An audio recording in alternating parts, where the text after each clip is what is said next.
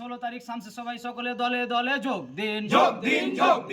এই দ্বিচারিতা মানছি না, মানবো না, কেন্দ্র সরকারের এই কালা কানুন মানছি না, মানবো না, কেন্দ্র সরকারের এই কালা কানুন মানছি না, মানবো না।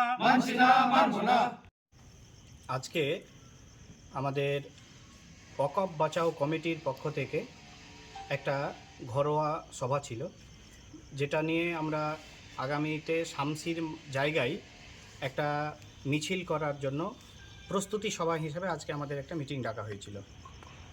আমাদের এখানে যে আলোচনাটা হলো সেটা মূলত আমরা বিগত দিনে একটা শামসিতে মিছিল এবং অবস্থান বিক্ষোভের জন্য ডেট ঠিক করেছিলাম।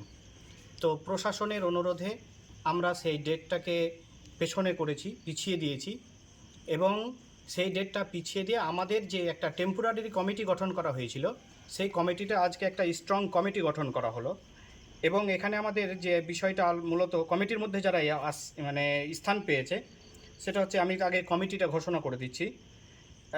আমি মোহাম্মদ নূর হোসেন, এই ওয়াকফ বাঁচাও কমিটির প্রেসিডেন্ট, আর ভাইস প্রেসিডেন্ট হয়েছে মাহমুদুল হাসান, সেক্রেটারি হয়েছে এমডি সানাউল্লাহ, অ্যাসিস্ট্যান্ট সেক্রেটারি হয়েছেন আব্দুল কাইয়ুম, ক্যাশিয়ার হয়েছেন মুনিরুল ইসলাম, আর আমাদের শহীদুল ইসলাম আইনি পরামর্শদাতা হিসেবে আমাদের সঙ্গে আছেন, এবং কয়েকজন অ্যাডভোকেটও আছেন। সোশ্যাল মিডিয়াটাও মূলত শহীদুল ইসলামই দেখবেন। আর উপদেষ্টা হিসেবে আমাদের সাথে আছেন উমার ফারুক, আমাদের মুশাররফ হোসেন সহ আরও কয়েকজন। আর মিডিয়া পার্টনার কিংবা মিডিয়া ইনচার্জ হিসাবেও আমরা মুশাররফ হোসেন ওরফে ফটিকদা এর মধ্যে স্থান দিয়েছি।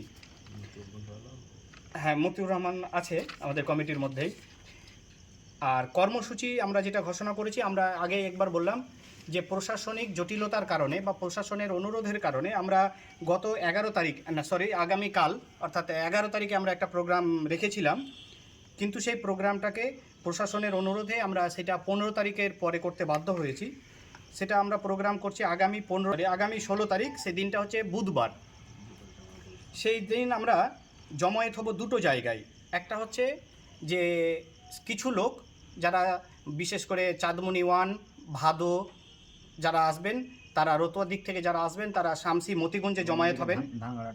হ্যাঁ, এবং দ্বিতীয় জমায়েতটা হবে আমাদের ভগবানপুর পার হয়ে যে বাইপাসটা, যেখানে আমাদের ধরমকাটা, সেই ধরমকাটায় আমাদের দ্বিতীয় জমায়েতটা হবে। দুটো জমায়েত আমরা ছোট করে গুটি গুটি পায়ে মিছিল করে আমরা ঘাসিরাম মোড়ে গিয়ে কিন্তু আমরা অবস্থান বিক্ষোভের মাধ্যমে আমরা কিন্তু সেখানে শেষ করব।